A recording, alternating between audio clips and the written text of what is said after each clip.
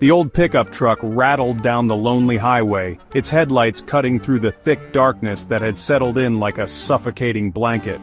Rain lashed against the windshield, blurring the world outside into an impressionistic smear of grays and blacks. I gripped the steering wheel, knuckles bone white, my heart a trapped bird beating against my ribs. I was lost, hopelessly, terrifyingly lost, in the heart of Shadow Creek Forest, a place whispered about in hushed tones by the locals, a place where darkness held dominion and fear was a living, breathing entity. I had been foolish, ignoring the warnings, brushing aside the age-old tales as mere superstition. Now, alone in the belly of the beast, with every rasping tree and rustling leaf seeming to whisper threats, I understood the chilling truth behind the legends. The air itself felt different here, heavy with an unseen menace, thick with the musk of decay and the promise of lurking danger. I could feel the weight of unseen eyes on me, watching, waiting, their intent as unknowable as the depths of the forest itself. My reasons for being here, in this godforsaken place, were now irrelevant, overshadowed by the primal need to escape. The job, a simple passenger pickup, promising easy money, now felt like a deal with the devil himself. I was a fly caught in a spider web, and the spider was slowly, patiently, drawing closer.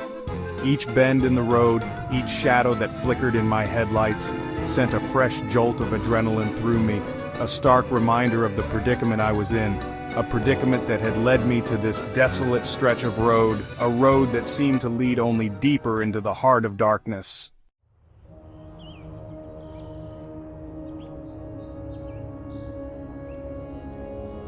The old diner had stood like a beacon in the storm, a lone island of light in a sea of encroaching darkness. I had stepped inside, desperate for a respite from the oppressive atmosphere of the forest, seeking solace in the warmth of human company. The air inside was thick with the aroma of stale coffee and frying bacon, a strangely comforting counterpoint to the oppressive scent of damp earth and pine needles that clung to my clothes. The waitress, a woman weathered by years and hard living, had eyed me with a mixture of curiosity and pity. "You shouldn't be out here this time of night," she'd warned, her voice raspy with years of cigarette smoke. "Especially not on that road, not in Shadow Creek." I had tried to laugh it off, but the words caught in my throat, choking on the unspoken dread that hung heavy in the air. "Just passing through, ma'am," I'd managed, my voice sounding thin and unconvincing even to my own ears. "Got a pickup to make a few miles up the road." Her eyes, old and knowing, held mine for a beat too long. "Be careful," she'd said, her voice barely a whisper. "This forest, it doesn't like strangers, and it doesn't give back what it takes." Her words hung in the air long after I'd left, a chilling premonition that I couldn't shake off, a whisper of warning lost in the howl of the wind and the drumming of rain against the windows. Outside, the storm raged on, an angry symphony of wind and rain. As I climbed back into my truck, the diner seemed to shrink behind me, a fragile bastion of light swallowed by the encroaching darkness. I felt a shiver run down my spine, a primal instinct screaming at me to turn back, to escape while I still could. But the pickup, the promise of easy money, drew me forward, a siren song leading me deeper into the heart of the storm, deeper into the waiting embrace of Shadow Creek.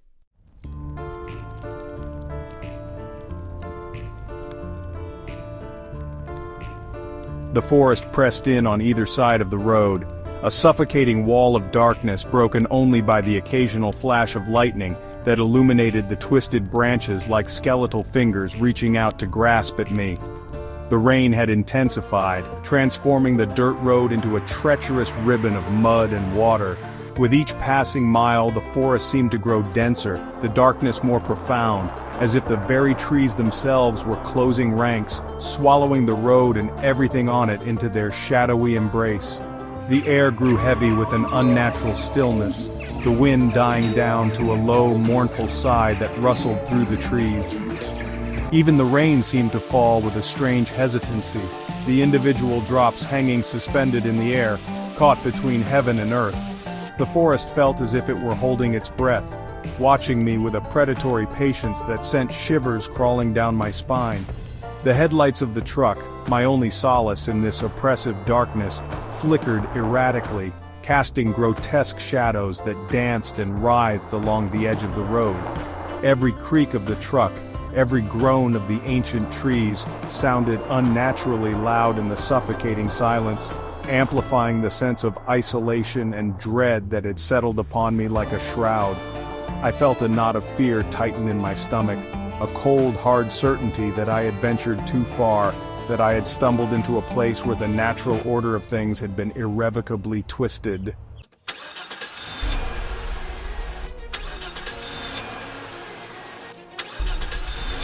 The headlights flickered, casting dancing shadows that stretched and contorted, momentarily revealing a figure standing at the edge of the trees.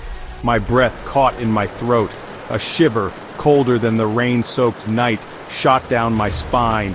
For a fleeting second, the world seemed to hold its breath, the drumming of the rain fading to a whisper, the rustling leaves falling silent. Then, just as quickly, the figure was gone, swallowed back into the impenetrable darkness, leaving me questioning my sanity.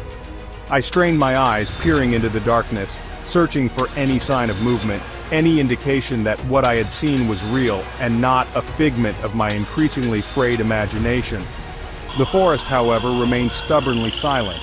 The only movement, the relentless downpour and the swaying branches of the trees, their shadows twisting and turning like phantoms in the headlights.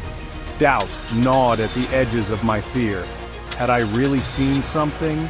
Or was the isolation, the oppressive atmosphere of Shadow Creek playing tricks on my mind? I shook my head trying to dispel the image, but it lingered, burned into my memory.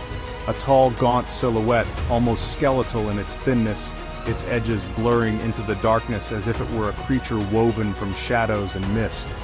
I gripped the steering wheel tighter, my knuckles turning white as I forced myself to focus on the road ahead.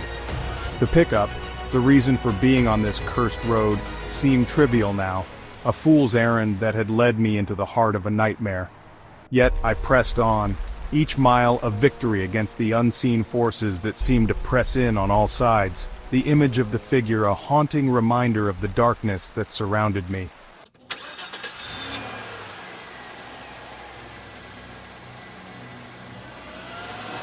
Miles crawled by, each one an eternity in the suffocating darkness.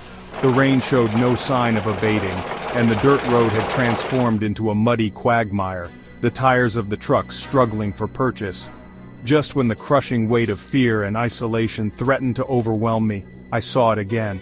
The figure. This time there was no mistaking it. It stood at the edge of the tree line, illuminated by a flash of lightning, its form clearer now, more defined, less a phantom, more a horrifying reality. It was taller than I'd initially thought, impossibly thin, its limbs elongated, almost skeletal in their appearance. It wore a long, dark coat that billowed out behind it as if caught in an unseen wind, even as the trees around it stood eerily still. The figure didn't move, didn't even seem to breathe, yet its presence radiated a palpable sense of menace, a chilling aura that sent a fresh wave of terror washing over me. My foot hovered over the brake pedal, torn between the urge to slam on the brakes and the primal instinct to flee from whatever lurked in the darkness. Before I could make a decision, the figure did something truly unsettling. It turned its head, slowly, deliberately, as if it had heard my thoughts, as if it knew I was watching. And though I couldn't make out its face in the shadows, I could feel its gaze upon me, cold and calculating, like the stare of a predator locking onto its prey.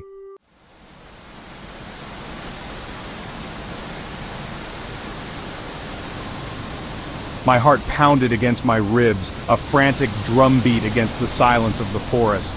The figure remained where it stood, its head cocked at an unnatural angle, its unseen eyes boring into me.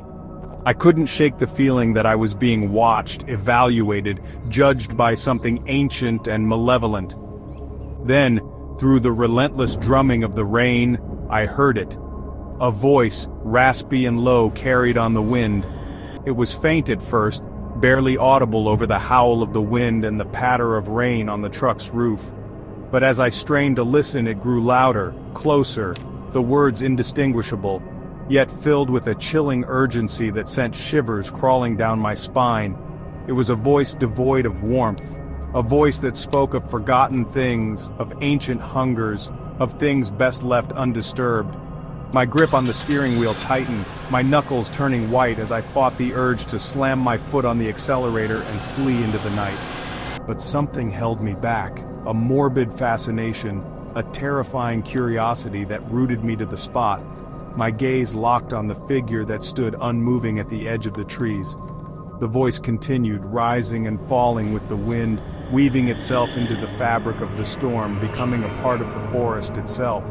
It was a siren song beckoning me closer, promising something I couldn't quite grasp, yet couldn't ignore.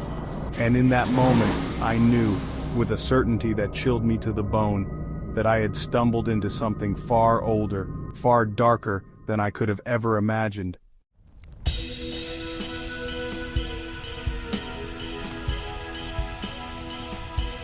The voice seemed to seep into my consciousness, wrapping around my thoughts, urging me forward. I fought against it, my instincts screaming at me to turn back, to flee from whatever evil lurked in the heart of Shadow Creek. But the voice, insistent, hypnotic, held me captive, its will imposed upon my own. My foot, as if guided by an unseen force, eased off the gas pedal. The truck, a lumbering beast suddenly robbed of its momentum, slowed, its headlights cutting through the darkness, momentarily illuminating the figure that still stood at the edge of the trees. It was closer now, or perhaps I had unconsciously driven closer, drawn in by some unseen force. The figure raised an arm, long and skeletal, its hand beckoning me forward. I could feel my resistance crumbling, my will dissolving under the weight of its ancient, malevolent power. My foot hovered over the brake pedal, a last vestige of control, but even as I thought to press down, to break free from this waking nightmare, I felt a cold certainty that it was already too late. The truck rolled to a stop, its engine sputtering as if starved of air, the headlights casting long, distorted shadows that danced and writhed like phantoms in the downpour. I sat there, frozen, caught between terror and a growing sense of inevitability, as the rain beat down on the roof of the truck, a relentless rhythm that mirrored the frantic beating of my own heart.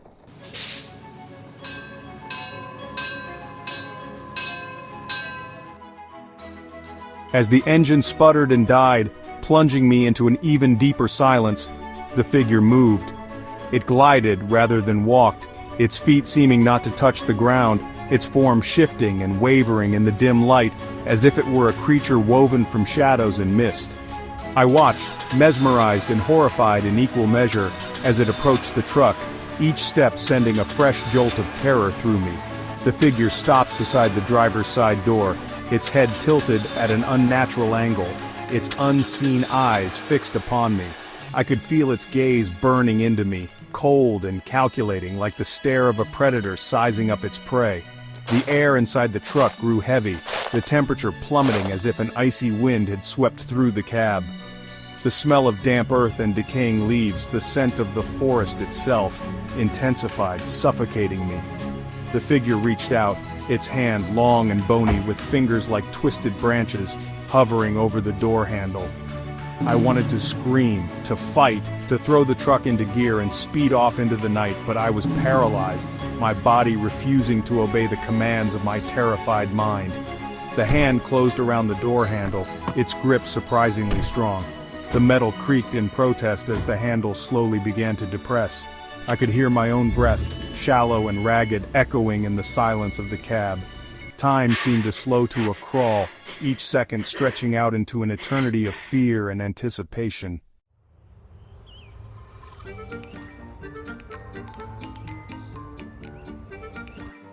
The door creaked open, a sound that sliced through the heavy silence of the forest like a knife. The figure paused, its head still tilted, its unseen gaze fixed upon me. The air inside the truck, already heavy with the scent of decay and damp earth, grew colder still, as if a portal to some otherworldly realm had been opened. Then, slowly, deliberately, the figure slid into the passenger seat. It moved with an unsettling grace, its limbs contorting at impossible angles as it folded itself into the cramped space. The stench of decay intensified, a wave of nausea washing over me as the figure turned to face me, its form solidifying, becoming more distinct, revealing the horrifying truth of its appearance. Its face was skeletal, the skin stretched taut over bone, the eyes hollow sockets that seemed to burn with an internal fire. Its lips were pulled back in a grotesque parody of a smile, revealing teeth that were too long, too sharp like those of a predator. It wore a long, dark coat, its fabric threadbare and decaying, revealing glimpses of what lay beneath. Clawed hands, bony and skeletal, that twitched with an unnatural life of their own. I stared back, my breath caught in my throat, my mind struggling to process the impossible, the horrific reality of the creature that now shared the cab of my truck. The silence stretched on, broken only by the drumming of the rain and the frantic beating of my own heart. And in that silence, I knew, with a certainty that chilled me to the core, that I had made a terrible mistake, that I had invited something truly evil into my world.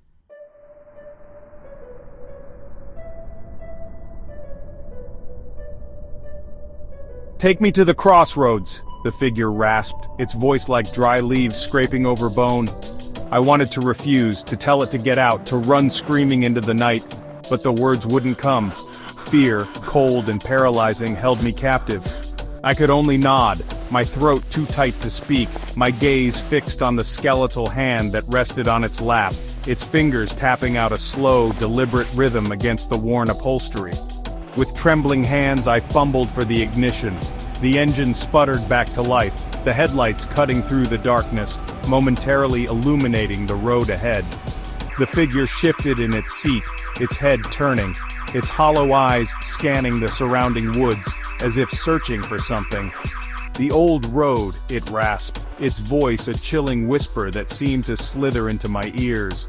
"The one hidden by the trees." I glanced at the overgrown trail branching off into the darkness. It wasn't on the map I'd been given, a barely discernible scar swallowed by the encroaching forest. I knew, with a certainty that chilled me to the bone, that no good could come from venturing down that path.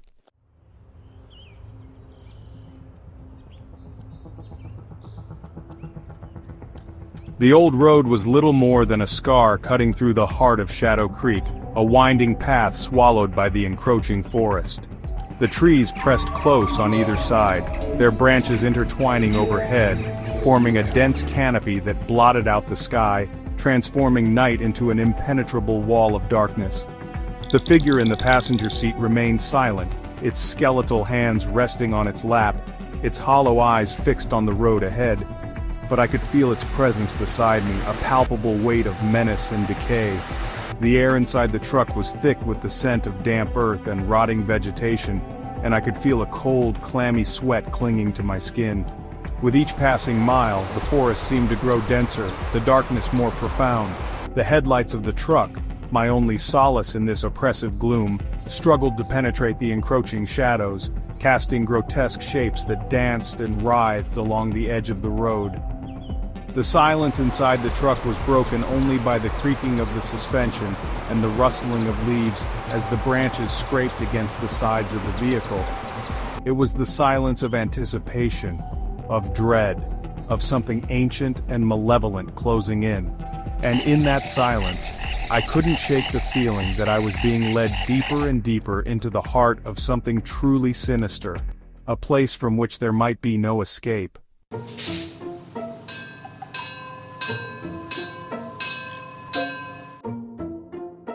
The truck lurched to a halt, throwing me against the steering wheel. I looked up, my heart pounding in my chest, and realized we were at a crossroads. But this was no ordinary crossroads. It felt wrong. The air hung heavy, thick with a palpable sense of dread, a chilling absence of any natural sound. The rain had stopped, the wind died down, even the rustling of leaves had ceased. The silence was absolute, suffocating, broken only by the panting of my own breath. Two dirt tracks, barely visible beneath years of overgrown vegetation, intersected the path we were on. Each path was shrouded in an impenetrable darkness that seemed to writhe and pulse as if alive. The trees lining the crossroads were gnarled and twisted, their branches reaching out like skeletal fingers, their bark a sickly, pale gray in the unnatural light. The figure in the passenger seat stirred, its skeletal hand reaching out to touch my arm. Its touch was icy cold, sending a jolt of fear through me that made my teeth chatter. "This is the place," it rasped, its voice a dry, rattling whisper. I shuddered, trying to pull away from its touch, but its grip tightened, its bony fingers digging into my arm with surprising strength. "What is this place?" I whispered, my voice trembling with fear. The figure turned its head, its hollow eyes burning into mine with an intensity that made my blood run cold. "The point of convergence," it hissed, its breath cold against my ear. "The veil is thin here, a place where realms collide."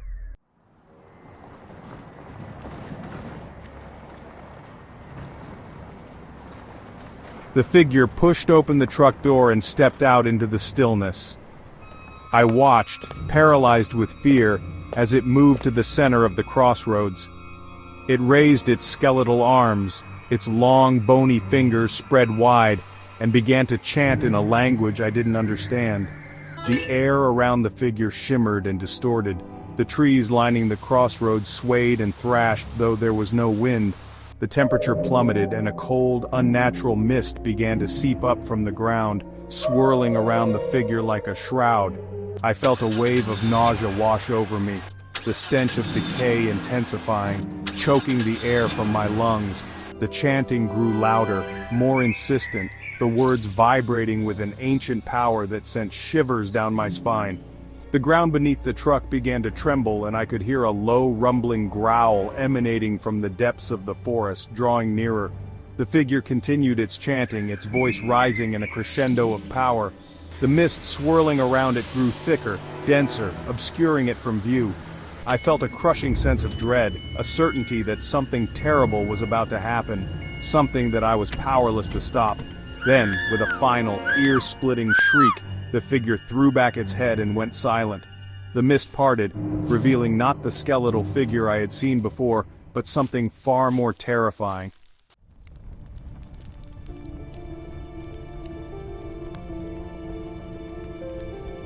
Standing where the skeletal figure had been was a creature of pure nightmare.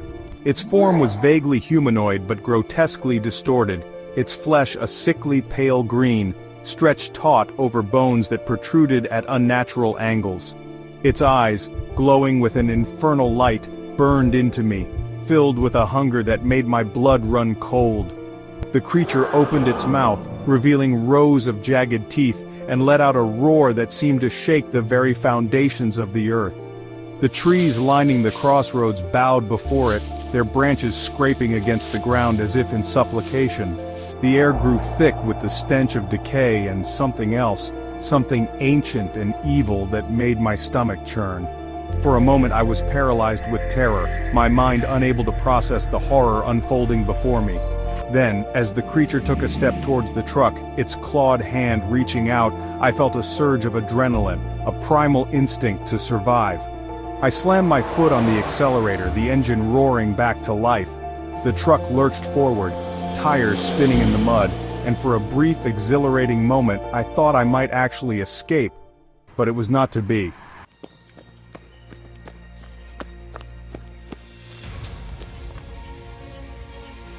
The creature moved with a speed that defied comprehension. It lunged towards the truck, its clawed hand slamming against the hood with a force that shook the vehicle to its core. I screamed, my heart pounding in my chest as I fought to control the truck, swerving to avoid the creature's grasp. The truck careened down one of the dirt tracks, the headlights bouncing wildly, illuminating the twisted trees that lined the path. The creature gave chase, its roars echoing through the night, its glowing eyes fixed on me with a hunger that spoke of a fate worse than death. I drove with a desperation I'd never known, pushing the old truck to its limits, the engine screaming in protest. But the creature was relentless, its heavy footsteps shaking the ground behind me, its roars growing ever closer. I knew with a sinking feeling in the pit of my stomach that I couldn't outrun it forever. The old road was treacherous, filled with twists and turns, and the creature seemed to know it like the back of its hand. Despair washed over me, cold and numbing. I was trapped, hunted, and there was nowhere left to run.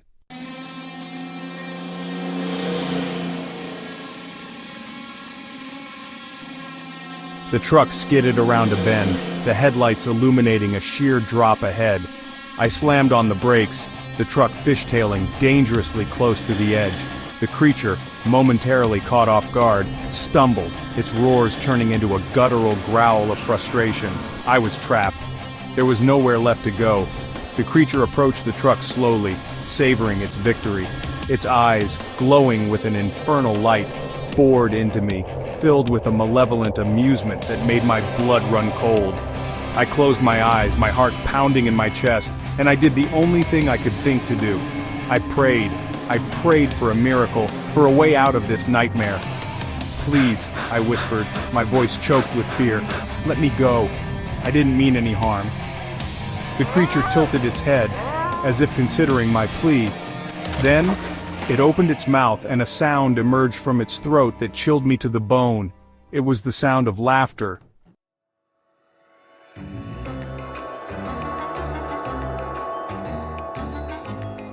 The creature's laughter echoed through the forest, a chorus of shadows and malice that seemed to seep into my very bones.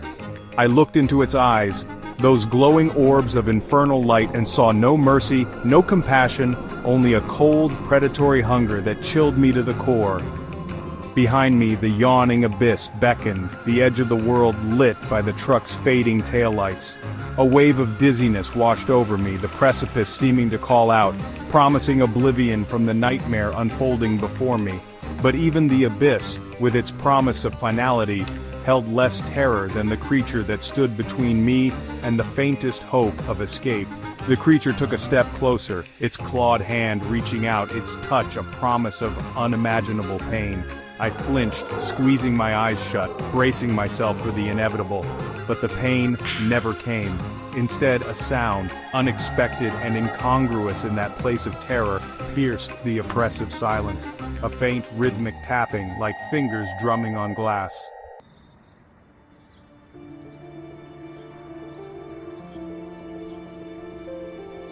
I cracked open my eyes, my heart still pounding against my ribs like a trapped bird. The creature remained frozen, its head cocked to one side, its attention momentarily diverted. The tapping came again, more insistent this time, and I realized with a jolt of adrenaline that it was coming from the dashboard of the truck. My phone. I had completely forgotten about it. It lay on the passenger seat, where I had carelessly tossed it earlier, vibrating with an incoming call. The display, illuminated in the darkness, showed an unknown number.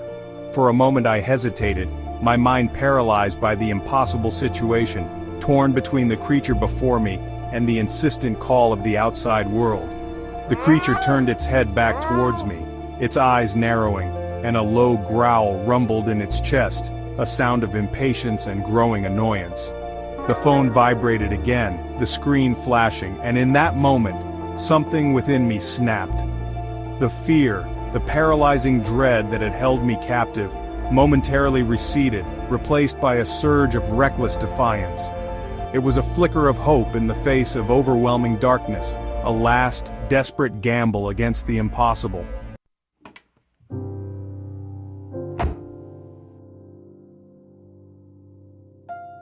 Without taking my eyes off the creature, I reached out and snatched the phone from the passenger seat. The creature let out a hiss, a sound of pure malice, and lunged for me, its clawed hand reaching for my throat. But I was quicker. I slammed the phone against the dashboard, my finger hitting the answer button with a desperate prayer. The creature's claws grazed my cheek, tearing through the flesh, but I barely felt it. The phone was pressed against my ear, and through the roaring in my ears, I heard a voice, faint but clear, cutting through the nightmare. "Hello, can you hear me? If you can hear me, you need to get out of that truck right now." The voice, a woman's, urgent and laced with an authority that cut through the fog of terror, galvanized me into action.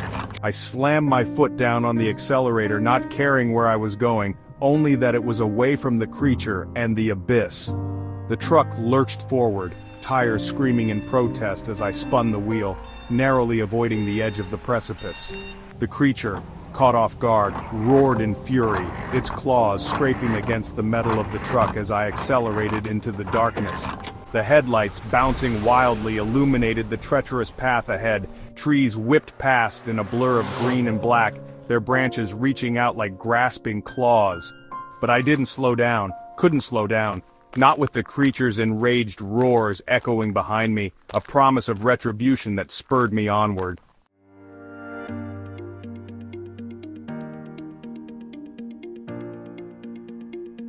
I don't know how long I drove, my mind a blur of terror and adrenaline. The woman on the phone, her voice a lifeline in the darkness, kept talking, guiding me through the maze of forest roads, her words cutting through the panic that threatened to overwhelm me. Finally, as the first hint of dawn painted the sky with hues of purple and orange, I burst out of the forest and onto a deserted highway. The road stretched before me, a ribbon of asphalt leading towards the promise of civilization. I slowed down, the truck shuddering with exhaustion, and finally brought it to a stop on the shoulder. I slumped over the steering wheel, my body trembling with the aftershocks of terror, my clothes soaked with sweat and a thin trickle of blood from the gash on my cheek. The phone slipped from my grasp, landing on the floor with a soft thud. I looked around at the deserted highway, the rising sun painting the sky in hues of hope and renewal, and for the first time since entering Shadow Creek I allowed myself to breathe. I had escaped, but at what cost?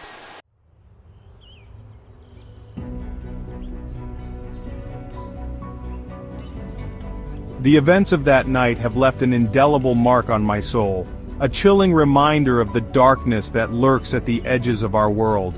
The physical wounds have healed, but the scars run deeper, etched into the fabric of my being. I never discovered who the woman on the phone was or how she knew I was in trouble. But her voice, that calm, authoritative voice that guided me out of the darkness, will forever be etched in my memory. A guardian angel perhaps, or something else, something that walks the line between our world and the realms beyond. I no longer drive at night, and I avoid dark, deserted roads, especially those that lead into Shadow Creek Forest. The forest holds its secrets close, but sometimes on the wind, I hear it. A faint, rasping laughter, a whisper of ancient malice that sends shivers down my spine. A reminder that some doors are best left unopened, some roads best left untraveled, and some things are better left forgotten.